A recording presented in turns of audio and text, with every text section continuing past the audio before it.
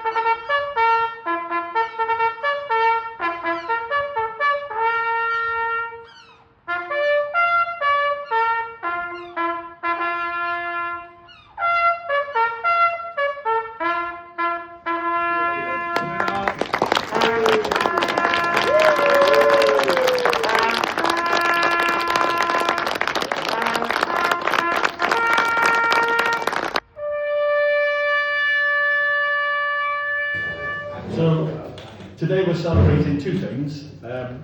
One is the reopening of the stand after it was closed for many years, after its refurbishment last year. But also we reminded ourselves that it's the near 100th anniversary for the stand being built, and in memory of 19 Penarth players who lost their lives in the Great War. First of all, Sam Thomas, who happens to be our longest ever serving president of 22 years.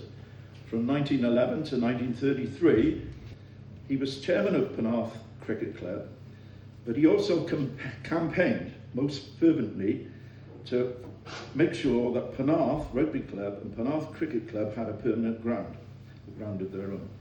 And he pushed hard also to have the memorial stand built. But by the way, both of his sons played for Penarth. Two of them were chosen to play for the British Lions, but only one went because the other had work commitments, I understand.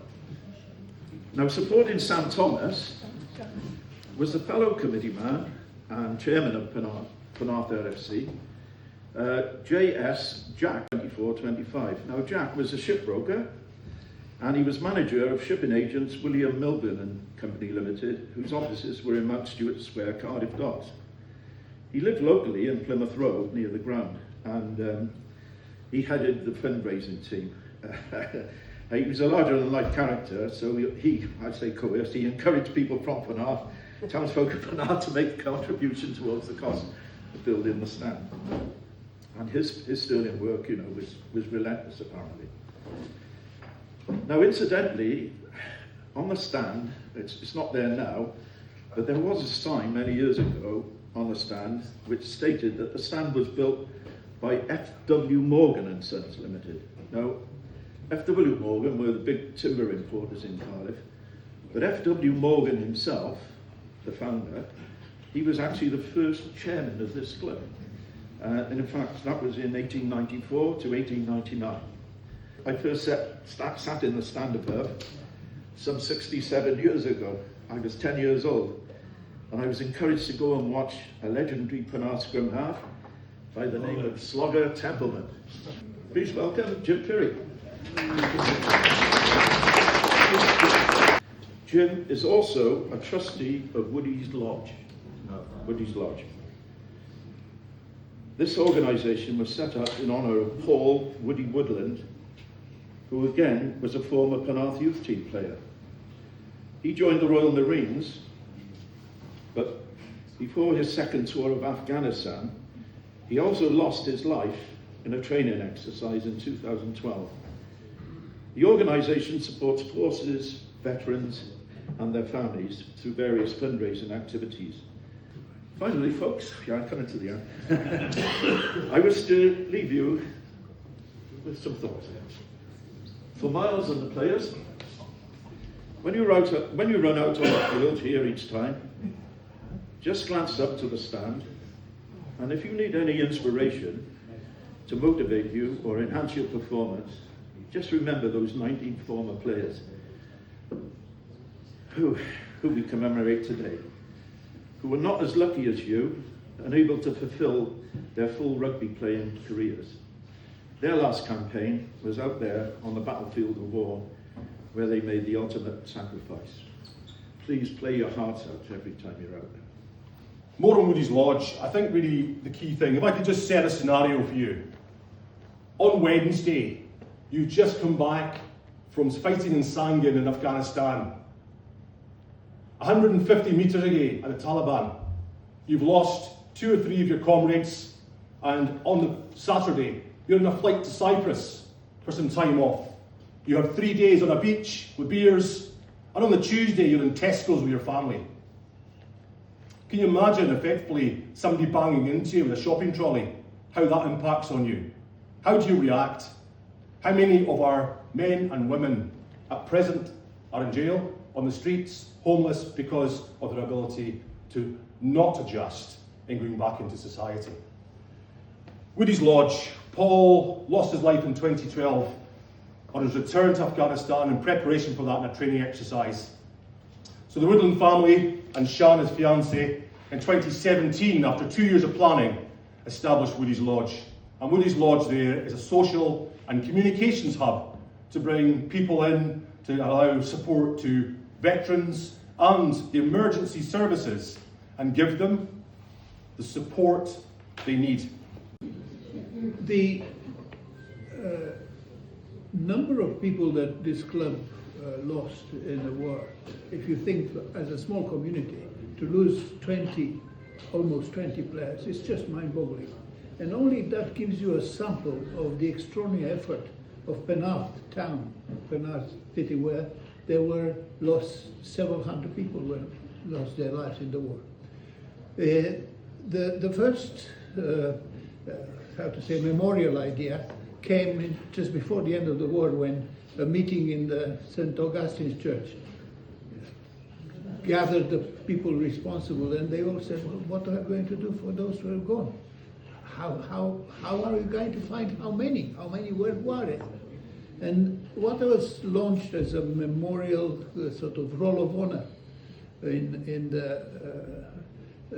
ended up with about 207 names on a plaque which is being consecrated, that is in St. Augustine Church.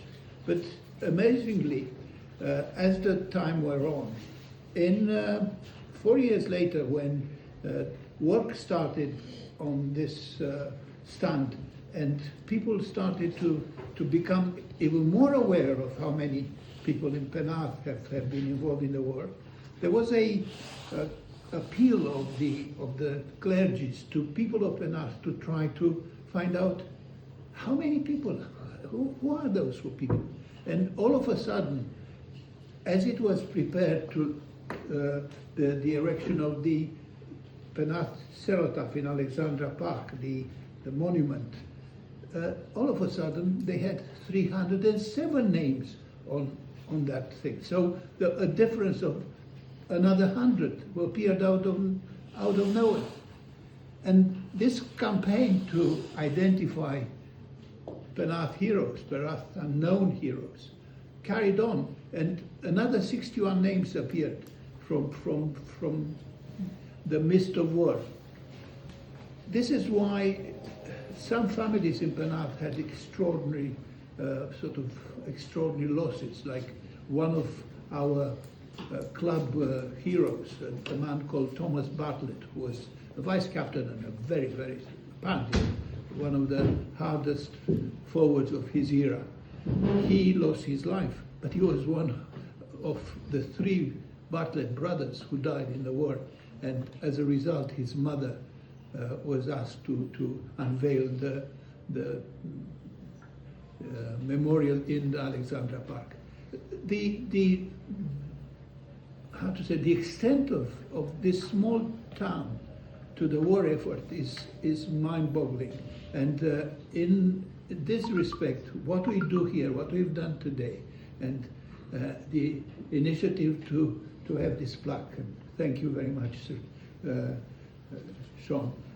It's just part of this remembrance process, the fact that we will never forget. And we will always remember them. And the presence of their grandchildren and sort of relatives, it's a symbol of all that.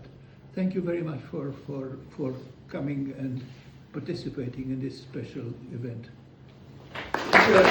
Well, John Angel Gibbs, as he was the middle of three brothers, and they were all linked with Penarth Football Club between 1892 and 1905.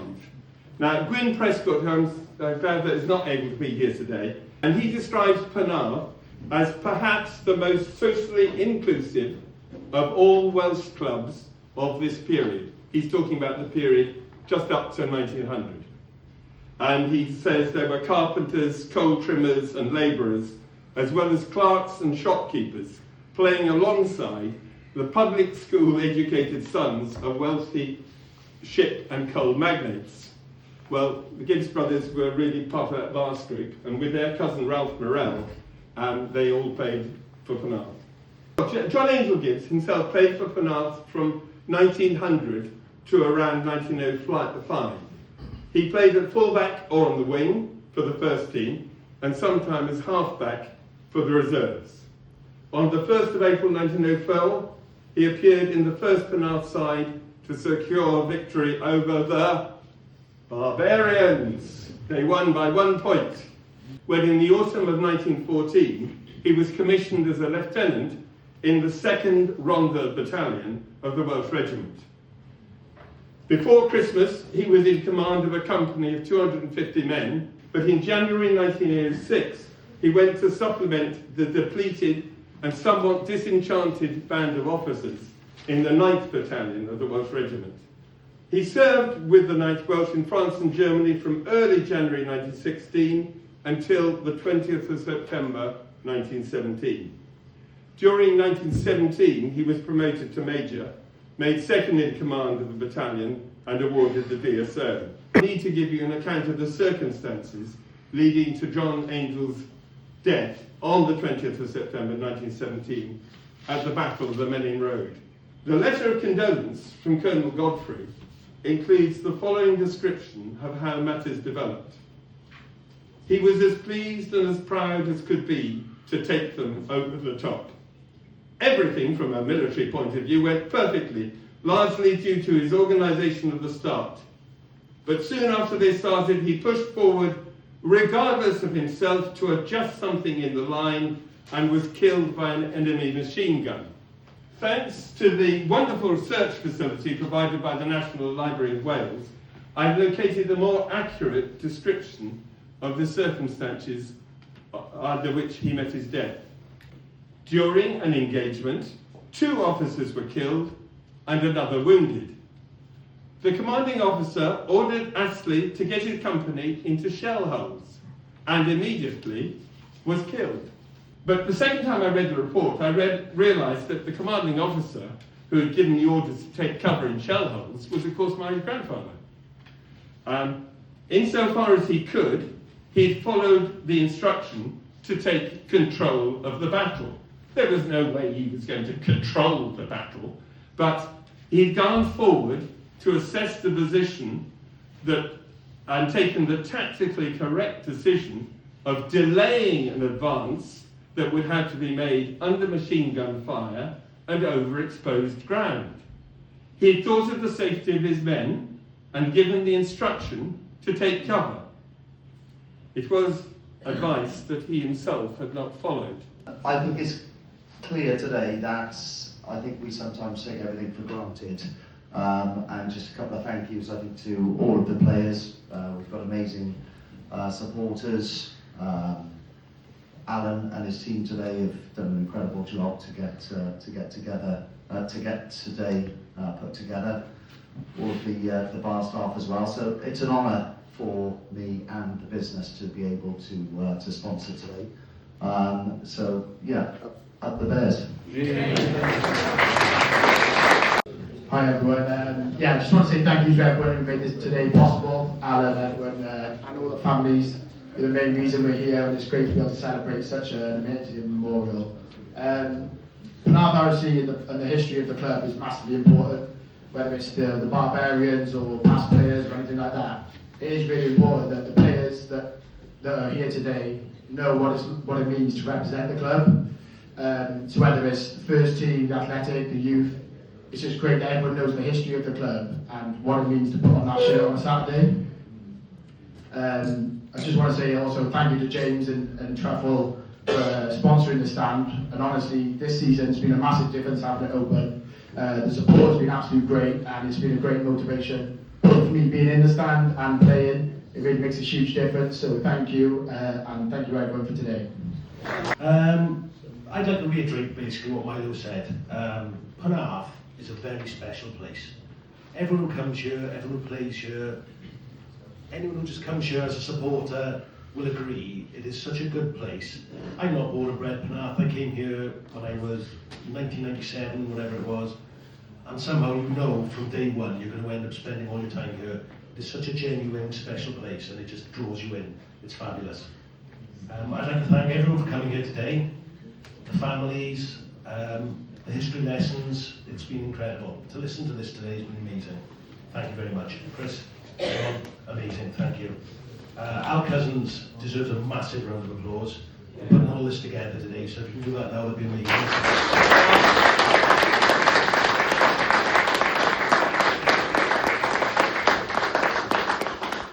And thank you to the family. So the last thing I'd like to say, I'm not going to keep anyone long, is we're here to celebrate the stand and the consecration of it 100 years ago.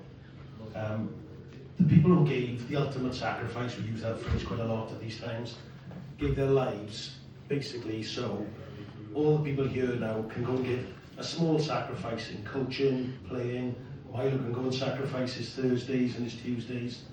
We give all these little sacrifices, but we always have to remember the people who gave a massive sacrifice 100 years ago, or whatever it was, so that we can do our bit. So just like to say thank you all for coming. Cheers.